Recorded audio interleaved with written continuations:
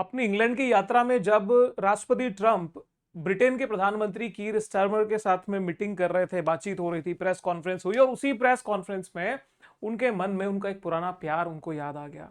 अचानक से आए ख्याल में उन्होंने बयान दे दिया कि भाई अब हम जो है वो हमारे बाग्राम एयरबेस जो कि अफगानिस्तान में हमारा बहुत बड़ा एयरबेस है, उस एयरबेस को हम वापस ले लेंगे।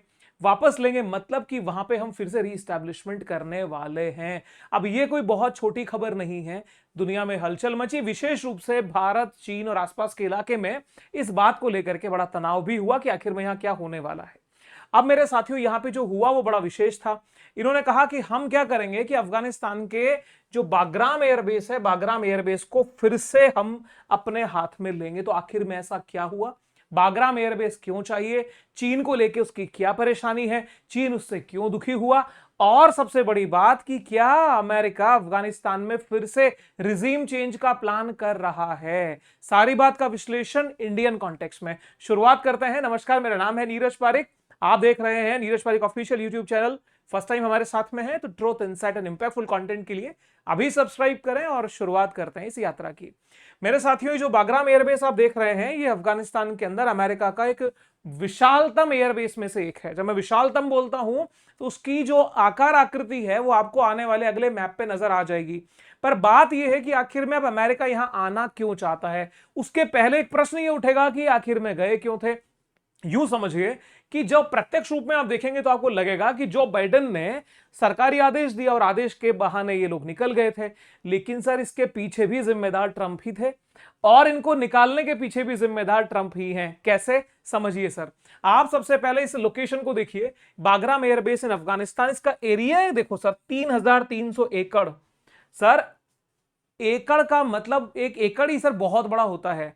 आप जो लगभग साधारण भाषा में देखें तो ये एक पूरा शहर जैसा है। आप देखिए इसका रनवे की जो लंबाई है वो 7 किलोमीटर की है।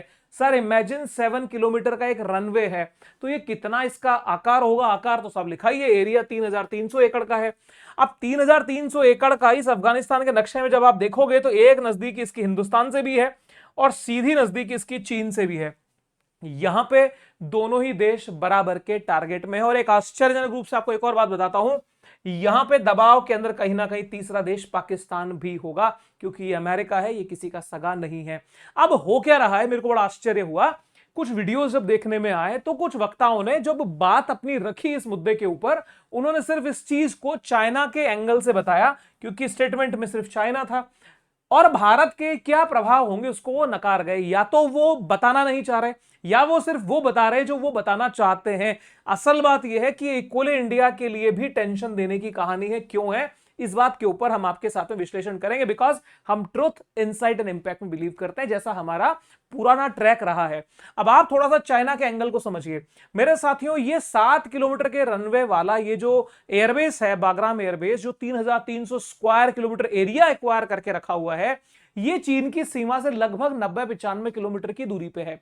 अब आप इस नक्शे को आप देखें मेरे दोस्तों, तो यहां पे अफगानिस्तान का एयरबेस है और यहां से एक बहुत सकड़ा बॉर्डर जो चाइना का प्रांत आता है, शिनजियांग प्रांत। शिनजियांग को ऑफिशियली आप यूं समझिए जैसे यहां पे जो तिब्बत है, तिब्बत ऑटोनोमस रीजन ये कहलाता है, वैसे ही यहां पे शिनजियान प्रांत है, शिनजियान वीगर ऑटोनोमस रीजन। यानी जो वीगर मुस्लिम्स का कभी आपने मुद्दा सुना होगा, जिसको हम हमारी सामान्य बोलचाल की भाषा में उइगर मुस्लिम्स बोलते हैं। तो ये वीगर जो प्रांत है, जिसको हम वीगर शिनजियांग प्रांत कहते हैं, उसमें कासगर नामक एक जगह है जहां पे एक न्यूक्लियर साइट बनी हुई है, एक परमाणु साइट है। अब इस स्टेटमेंट के अंदर आप देखिए कि ये किसी राष्ट्राध्यक्ष की भाषा की शैली कितना तनाव बढ़ाने वाली, एस्केलेटिंग हो सकती है। उन्होंने कहा कि भाई ये जगह हमें इसलिए भी चाहिए क्योंकि ये सिर्फ 1 घंटे की दूरी पे किसको कंट्रोल कर सकती है? चीन के न्यूक्लियर प्रोजेक्ट को कंट्रोल कर सकती है। वैसे इस बात में खासा दम नहीं है, केवल एक साइट पे तो कोई देश डिपेंडेंट होता नहीं है। ऐसा नहीं है कि वो ये गोदाम है, वहीं पे सारे हथियार रखे हुए हैं, सारा डेवलपमेंट यही होता है। चाइना के जो न्यूक्लियर साइट्स है मेजर, वो सारी मैंने आपको यहां पे स्क्रीन के ऊपर दिखाई है। तो यहां पे स्टेटमेंट में जब चाइना का नाम आया तो ये हाईलाइट हो गया। साहब चाइना के बारे में आप बात बोल रहे हो और आप सीधा न्यूक्लियर एस्टैब्लिशमेंट को टारगेट करना चाहते हो। यहां पे आश्चर्यजनक बात एक और है कि इसके बगल में एक देश और है, वो है ईरान। अब आपको पता होना चाहिए, कल यदि आपने वीडियो देखा है, हमने कवर किया था कि चाबहार पोर्ट पे वो इंडिया को रोक रहा है। तो कुल मिलाकर के बातचीत ये चल रही है, घूम घुमा के हर एक एंगल से इस ट्रोइका को, इस त्रिकोण को, आरआईसी को कमजोर कैसे करे। अमेरिका की भरकस यही कोशिश है। कारण यह है कि रशिया, इंडिया, चाइना के यदि ये त्रिकोण मजबूत होता है तो ये ब्रिक्स को मजबूती देगा, और मजबूत हुआ ब्रिक्स डॉलर को चुनौती देगा, और ये डॉलर को चुनौती हुई तो अमेरिका की अर्थव्यवस्था के अंदर भूचाल आना तय है। और यदि अर्थव्यवस्था निकल गई तो अमेरिका के नीचे कुछ बचने वाला नहीं है। तो यहां से शुरुआत सीधी सीधी अपने रिजीम को बचाने की है, अपने उस, जिसको हम कह सकते हैं कि एक माहौल जो बना हुआ है जी भाई, यूएसडी, अमेरिका, तो एक तरह से यूनिपोलर वर्ल्ड के क्रिएशन में सबसे बड़ा हर्डल यहां बन रहा है। अब आप देखिए यहां पे हो क्या रहा है।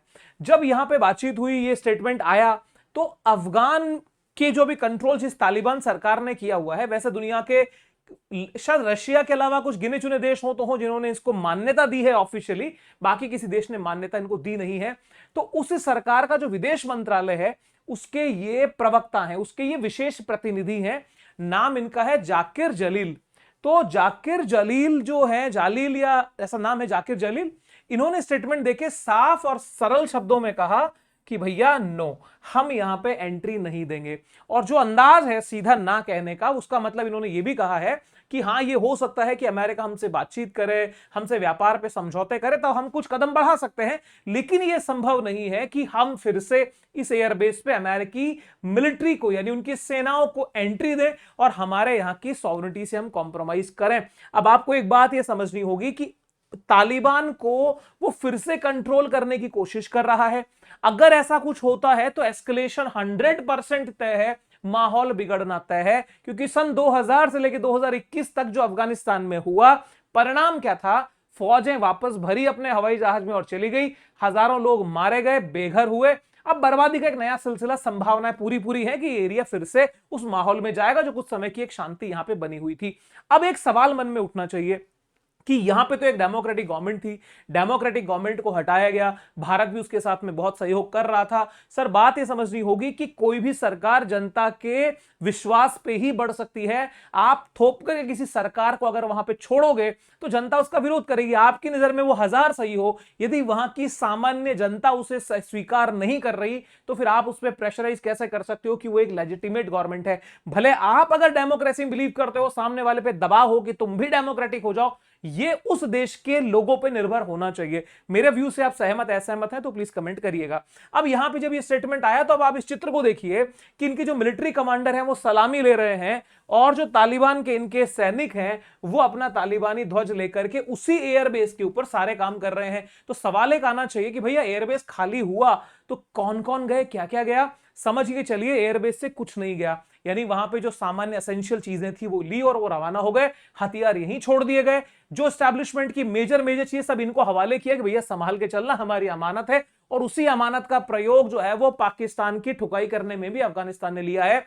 और दुर्भाग्यपूर्ण बात यह है कि यहीं से हथियारों की अवैध सप्लाई पाकिस्तान से होती हुई हिंदुस्तान में भी हुई, और हिंदुस्तान में भी हुए कुछ कायराना आतंकवादी हमलों में अमेरिका के हथियारों का प्रयोग हुआ, जो इससे प्रमाणित हुआ कि इस चैनल से लीक हुई वो हथियार भारत तक भी पहुंचे और भारत को उसका नुकसान हुआ। ये अमेरिका की सोची समझी रणनीति है। जो बाइडेन के कार्यकाल के बारे में बात करूंगा।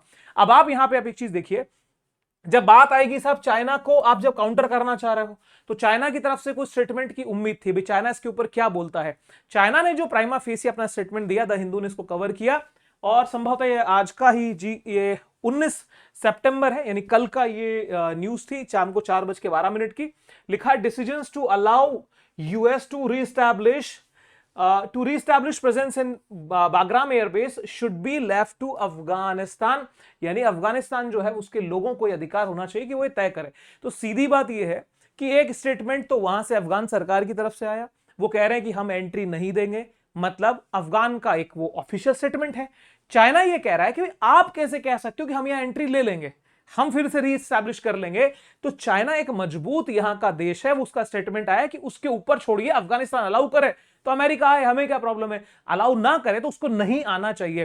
तो अगर उस स्थिति में जबकि अफगानिस्तान अलाउ नहीं करे, तालिबान सरकार अलाउ नहीं करे, तो क्या चीन अफगानिस्तान के साथ में लग के एक मिलिट्री सपोर्ट अफगानिस्तान को देगा? मतलब क्या तालिबान सरकार को चाइनीज मिलिट्री का सपोर्ट मिलेगा? यदि मेरे साथियों ऐसा हुआ तो दुनिया के अंदर एक नया ही समीकरण देखने को मिलेगा, जो कि एक दुनिया को एक नए एस्केलेशन की तरफ लेके जाएगा और दुनिया के अंदर जियोपॉलिटिक्स का मेजर हॉटस्पॉट ये अफगानिस्तान बन सकता है। आगे बढ़ते हैं सर। यहां पे अब चाइना का जो कारक है, चाइनीज फैक्टर है, उसके पीछे की गहराई क्या है उसको हमें समझना पड़ेगा। सबसे पहले जो उन्होंने स्टेटमेंट दिया ट्रंप ने, वो ये था कि हमें बागराम इसलिए भी चाहिए क्योंकि यह चीन की परमाणु साइट से 1 घंटे की दूरी पर है। कुल मिलाकर के चीन पर निगरानी चाहते हैं और चीन को निवारण भी करना चाहते हैं। मतलब चीन से जो समस्याएं आती है उनको एक लगता है कि भैया यहां पे एस्टैब्लिशमेंट एक प्रभाव डालता है, तनाव दबाव का काम करेगा।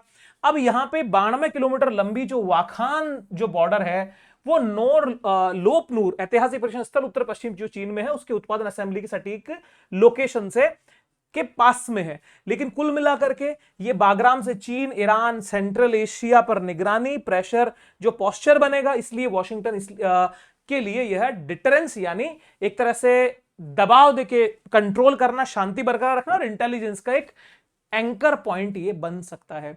तो अमेरिका यहां पे आकर के बहुत कुछ करना चाह रहा है, वो सारी बात अब मैं आपके सामने डिकोड करता हूं। अब आप यहां पे इस चित्र को देखिए, ये जो दिख रहे हैं ये वैंग यी है। ये वैंग यी चाइना के विदेश मंत्री हैं। इधर जो खड़े हैं इनका सज्जन का नाम से मैं वाकिफ नहीं हूं, लेकिन ये अफगानिस्तान से शायद फाइनेंस मिनिस्ट्री से संबंधित व्यक्ति हैं। ये जब अभी मीटिंग हुई इनकी, उस मीटिंग के अंदर ये तय हुआ था अभी चीन जो है वो अच्छा खासा इन्वेस्टमेंट अफगानिस्तान में करेगा। भारत सरकार ने भी फोन के ऊपर एस जयशंकर साहब ने बात की इन्हीं व्यक्ति से। कुल मिलाकर के डायरेक्टली दोनों ही देशों ने मान्यता नहीं दी, लेकिन दोनों देश बैक चैनल से अफगानिस्तान की तालिबान सरकार से संबंध ठीक करने में लगे हुए हैं। तो यह संकेत क्या देता है? यहां पर नोटिस ये करना होगा कि आखिर में चीन के लिए अफगानिस्तान इतना जरूरी क्यों है। जिस तरीके से सरल सहज भाषा में यह कह दिया कि भाई ठीक है, अफगान अगर अलाउ करे तो आ जाइए, तो क्या अफगान अलाउ कर देंगे? अफगान तो मना कर चुके हैं। अगर फिर वो आते हैं तो क्या चीन सपोर्ट करेगा? अगर मिलिट्री सपोर्ट देगा तो उसके पीछे फैक्टर भी तो मजबूत होना चाहिए। क्या 1 रुपए की बचत के लिए 100 रुपए का नुकसान कोई करवाता है? नहीं करवाता। 100 रुपए का नुकसान उस स्थिति में मंजूर होगा कि जब 1000 रुपए का फायदा हो। तो यहां पे उसी कैलकुलेशन को समझिए कि आखिर में चीन के लिए अफगानिस्तान जरूरी क्यों है। ये सारी कहानी, अकेला चित्र जो है ना, ये इमेज आपको क्लियर कर देगी। सर चाइना का आपको पता है बेल्ट रोड इनिशिएटिव उसने बनाया है। अब चाइना से ये जो रूट इन्होंने तय किया है, ये रूट आता है अफगान बॉर्डर तक। ठीक है, चाइना अफगान बॉर्डर तक, शिनजियान प्रांत से। यहां से इसकी एंट्री एक रूट होती है, काबुल की तरफ जाती है और यह सीधा ईरान को टच करने की इनकी योजना है। कार्य योजना के अंदर ईरान तक ही जाना चाहते हैं। ईरान से स्वाभाविक रूप से इनके संबंध अच्छे हैं। इजराइल का जब अटैक हो रहा था तो डायरेक्ट सपोर्ट में बड़ा वोकल तरीके से, और अपने जो मालवाहक विमान थे वो भी भेजे थे। आपको पता होगा बाद में उनके ट्रांसपॉन्डर्स को बंद कर दिया था और ये चला था भाई क्या चीन ने अपनी मिलिट्री ईरान के अंदर भेज दी है। ये सारी घटनाएं आपको पता होंगी। अब यहां पे आप देखिए, इसी बेल्ट रोड इनिशिएटिव का एक हिस्सा जो पीओके यानी पाक ऑक्यूपाइड कश्मीर से निकल रहा है, गिलगिट बाल्टिस्तान होता हुआ ये खैबर पख्तूनवा से एक रूट फटता है इसका, वो सीधा काबुल की तरफ है और बाकी पेशावर से होता हुआ सीधा ये ग्वादर पोर्ट तक आता है।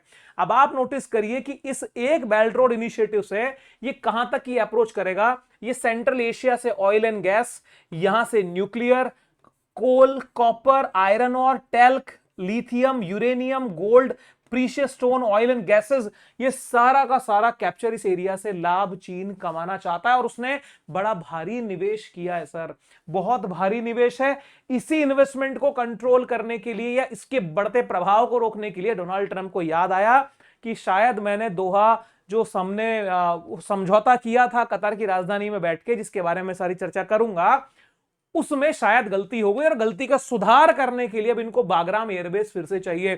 तो कुल मिलाकर के समझ लीजिए, चीन जो होगा, चीन इसके लिए एग्रेसिव हो जाएगा सर, कंफर्मली। चाइना यहां पे एकाएक, क्योंकि उसके पूरे हित यहां पे, और चाइना के साथ में इंडिया से तो पता नहीं टकराहट होगी या नहीं होगी, लेकिन चाइना से अपफ्रंट टकराहट के पूरे पूरे चांसेस यहां पे बनेंगे। अब मेरे दोस्तों, इसका एक दूसरा एंगल समझिए।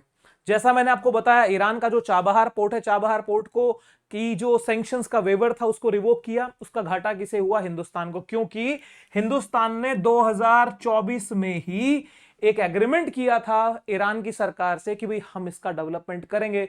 कई हजार सर, मतलब कई हजार जो यूएसडी है उसका घाटा भारत को यहां पूरे होने की संभावना हो गई। कारण क्या है कि वो यहां से ईरान को भी टैकल करेगा और हिंदुस्तान की पोजीशन यहां होती है, तो हिंदुस्तान इसी का लाभ उठा के कहां एंट्री ले रहा है? अफगानिस्तान में। अब यहां पे एक सवाल सोचना होगा कि ये जब चीज पहले हो रही थी, भारत जब ग्वादर पोर्ट के साथ में एंट्री ले रहा था अफगानिस्तान तक, तब ट्रंप को या बाइडेन प्रशासन को प्रॉब्लम नहीं थी। लेकिन अब उनका यह बोलना है कि भाई अब आप अफगानिस्तान में सहायता क्यों दे रहे हो?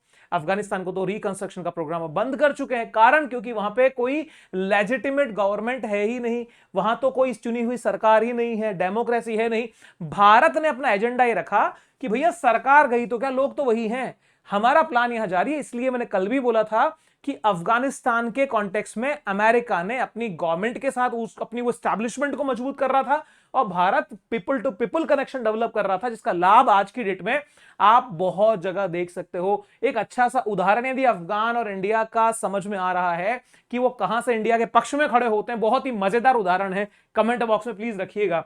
तो एक तरह से ग्वादर पोर्ट को भी यहां से भारत को निकालने की तैयारी करना इसी प्लानिंग का एक हिस्सा सीधा सीधा दिखता है। अब साहब आप इस चित्र को देखिए, ये अपने हरक्यूलिस विमान में चढ़ रहे हैं, ठीक है, मालवाहक विमान है अमेरिका का बड़ा भारी। और ये उसी एयरबेस की तस्वीर है जब ये दुनिया ने देखा था कि कैसे अमेरिकी फौज जो 2000 के अंदर एंटर हुई, 9/11 का जो हमला हुआ था उसका बदला लेने के लिए, और वहां से लेके 21 साल में तबाही के अलावा यहां कुछ नहीं हुआ, और इनका जो शिकार इनको मिला वो पाकिस्तान के एबटाबाद में मिला। तो आप एक चीज समझो, जब मैंने शुरू में कहा था कि पाकिस्तान भी इससे तनाव में हो सकता है, उसका कारण सर वही है। आप देखिएगा, तो जब ये बाहर जा रहे थे तो ये बाहर जाने की अचानक से घटना हुई कैसे थी? अब उस दोहा वाले सारे चैप्टर को समझिए साहब। तारीख हुआ करती थी 29 फरवरी और साल था 2020। 29 फरवरी 2020 कतर जो एक देश है, कतर की राजधानी दोहा के अंदर दो प्रतिनिधि मिले। एक तरफ ट्रंप सरकार के प्रतिनिधि, यानी उस समय राष्ट्रपति कौन? Donald Trump. अपने फर्स्ट टर्म की बात है जब वो 45वें राष्ट्रपति के रूप में काम कर रहे थे, अभी वो 47वें राष्ट्रपति के रूप में काम कर रहे, बीच में 46 पे जो बाइडेन आ गए थे। तो जब वो पहले कार्यकाल में ट्रंप थे तो उन्होंने एक मीटिंग रखी जिसके अंदर ट्रंप प्रशासन के प्रतिनिधि भी थे और तालिबान के प्रतिनिधि भी थे। दोनों के बीच में बड़ी गजब की बातचीत हुई और उन्होंने तय किया कि साहब 14 महीने का वक्त दीजिए, 14 महीने का वक्त में अमेरिका की जो सेनाएं हैं वो अफगानिस्तान छोड़ देंगी, पहली बात। दूसरी बात यह की कि 5000 अफगान लड़ाके, 5000 संख्या याद रखिएगा, वो अफगानिस्तान की उस समय की जो सरकार, जो हामिद करजई वाली सरकार है, अफगान सरकार, रिहा करेगी, ठीक है। दूसरी बात, 1000 जो सैनिक हैं, जो कि अफगानिस्तान के राज सैनिक, उन सरकार के सैनिक, उनको तालिबान रिहा करेगा। ऐसा उनके बीच में हुआ कि हम पॉजिटिव जेस्चर देते हैं और ऐसे ऐसे करके हम यहां से निकल जाएंगे।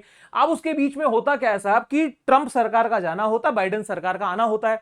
अब यहां से जब वो बाइडेन सरकार आई तो बाइडेन सरकार को, जो बाइडेन को लगा कि यार ये आफत तो मेरे गले डाल के चले गए, उन्होंने फटाफट आदेश दिए कि यथास्थिति जैसा है वैसा निकलो, बाहर आओ यहां से, दोहा राउंड के कमिटमेंट को दुनिया को दिखाना है, हमने फुलफिल किया है। और उन्होंने हैंडओवर कर दिया सारा तालिबान को यथास्थिति, जिसका घाटा जो है वो कई देशों ने भुगता है। अब यहां पर जब ये बाहर निकल के चले गए, सारी स्थितियां हो गई, यहां पे सारा कंट्रोल आज भी इनके पास में है, बड़ी बड़े इनके फंक्शंस, इनकी सलामियां, वो सारे इसी ग्राउंड पे होते हैं। अब आप एक मोटी बात समझो कि अफगानिस्तान की नस, जो एक मोटी नस है कि तालिबान को कैसे कंट्रोल कर रहा है, वो अब मैं आपको बता रहा हूं। मेरे साथियों, ध्यान रखने वाली बात है कि जब ये रवाना यहां से हुए थे तो अफगानिस्तान का जो सरकारी बैंक हुआ करता था, बात को बहुत टेक्निकल समझना, उसकी विदेशी मुद्रा का टेंशन हुआ कि भैया अफगानिस्तान के पास ये जो विदेशी मुद्रा है, ये लोग तो सारा खेल खत्म कर देंगे, इनके हवाले छोड़ दिया तो बचेगा क्या? सब चीजों के हथियार खरीदेंगे, आम जनता को मार देंगे। तो टोटल जो अमाउंट था मेरे दोस्तों, वो 9 अरब डॉलर हुआ करता था, ठीक है सर, 9 अरब डॉलर। अब इस 9 अरब डॉलर में से 7 अरब डॉलर जो था वो तो था सर यूएसए के फेडरल रिजर्व के पास में, ठीक है। बचा हुआ जो 2 अरब था, ये 2 अरब कुछ यूरोप के बैंकों में और बाकी अन्य देशों के पास बटा हुआ था। यहां पे अब क्या होता है इस पैसे को इन्होंने रोक दिया, दो रोक करके इन्होंने घोषणा करी कि साहब हम दो काम करेंगे। पहला काम ये करेंगे कि इस पैसे से अफगानिस्तान के रिकंस्ट्रक्शन का काम होगा, अफगानिस्तान के लोगों की मदद करेंगे।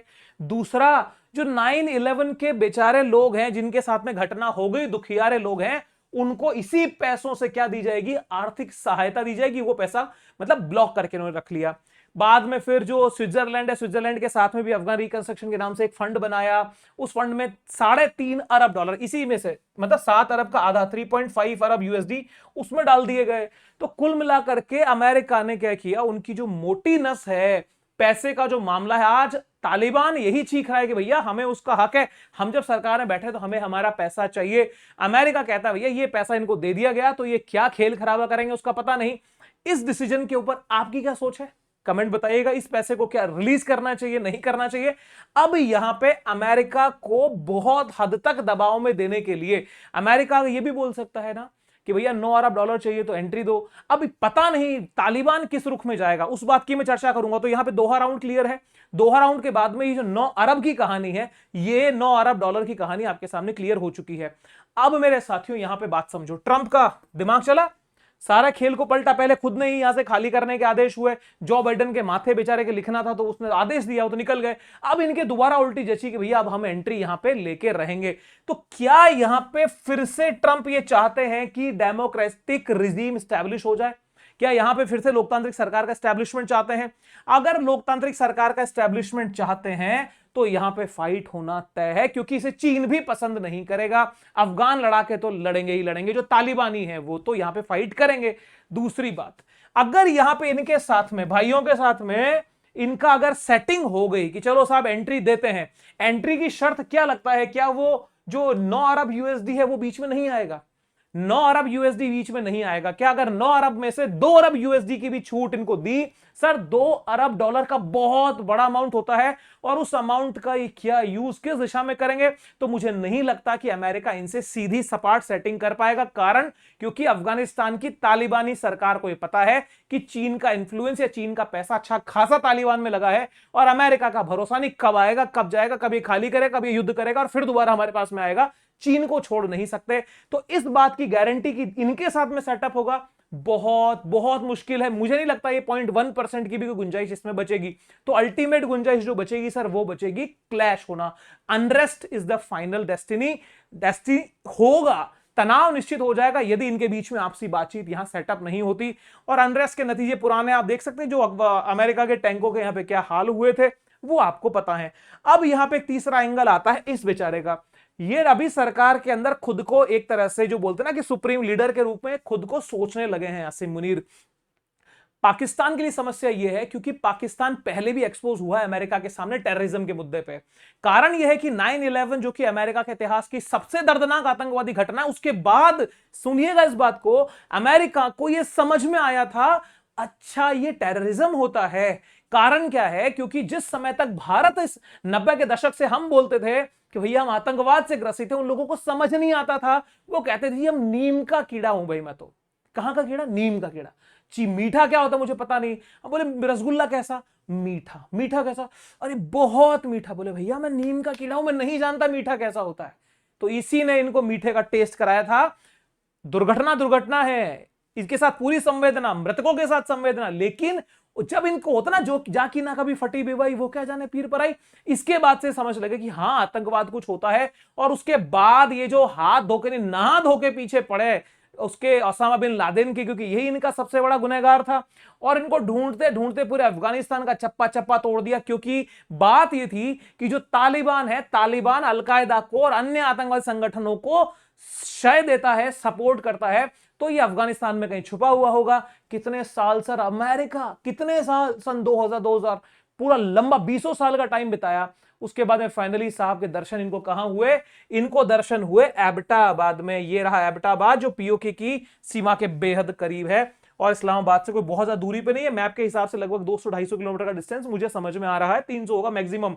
उस डिस्टेंस के ऊपर ये एबटाबाद के अंदर ये मिलता है और पाकिस्तान जो है वो टेररिज्म के नाम पे एक्सपोज हो जाता है। अब यदि यहां पे ये एस्टैब्लिशमेंट कर लेते हैं तो अमेरिका के उस रडार के ऊपर पाकिस्तान की सारी एक्टिविटी होगी, क्योंकि वो जो पैसा खाता है अमेरिका से लेकर के और पोषित करता है उन सपोलों को कि भैया आसपास के इलाकों में स्पेशली भारत के ऊपर अटैक करो, तो इस संदर्भ में शायद ये भारत के लिए उपयोगी सिद्ध हो सकता है। अब बात ये देखो कि ये जो तनाव चल रहा है, इस तनाव का इससे क्या कनेक्शन है? क्योंकि अमेरिका के फेल्योर्स इतने ज्यादा ट्रंप शासनकाल में हो चुके हैं कि ट्रंप कहीं ये दिखाना चाहते हैं कि सर मैं कुछ अचीव करके लाया हूं। इसलिए फिर से पॉइंट पिक किया गया है कि यहां पे दबाव तनाव बढ़े और बैकफुट पे रशिया चला जाए, कारण कि सारे प्रयास, क्योंकि जो हमने कल डिस्कस किया था आपने ईरान वाले पोर्ट को, चाबहार पोर्ट को लेकर के, उसकी भी यही प्लानिंग थी। प्लानिंग इसके अलावा यहां कुछ हो नहीं सकती। अब साहब भारत के कॉन्टेक्स्ट में भारत से ट्रेड डील भी करनी है, भारत को दबाव में भी लेना है, भारत से हां हर चीज में चाहिए और भारत को रशिया के खिलाफ भी खड़ा करना है। तो इस सारी स्थिति के अंदर जब ये चर्चा परिचर्चा करके ये बगराम एयरबेस की तरफ पहुंचेंगे, तो मेरे सामने तो सर जो समझ आ रहा था सीधी सरल भाषा में वो यही था कि भारत के लिए भी इसका घाटा है, लेकिन अगर वहां पे डेमोक्रेटिक गवर्नमेंट रिजीम स्टैब्लिश होती है तो वो एकमात्र रास्ता हो सकता है कि भारत के साथ में कुछ चीजें सेटिंग वाली हो जाए। लेकिन यदि यहां पे मामला नहीं बना और चीन का इंफ्लुएंस यहां हुआ मिलिट्री पोजीशन में, तो ये एक नया हॉटस्पॉट क्रिएट हो जाएगा। आपके ओपिनियन का स्वागत है, कमेंट बॉक्स में लिखिएगा। एक्सप्लेनेशन कैसा लगा? आपके आशीर्वाद हमारे लिए बहुत मायने रखते हैं।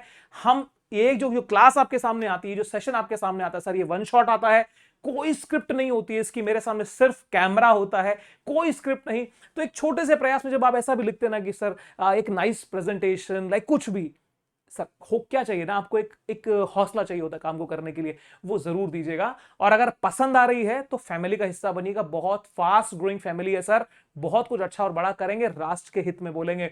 तो इस मुद्दे पे आगे जो होगा मैं सीधा आपको अपडेट करूंगा। तब तक जुड़े रहे हमारे साथ में। Wish you very happy learning. See you soon again. Bye bye. जय हिंद।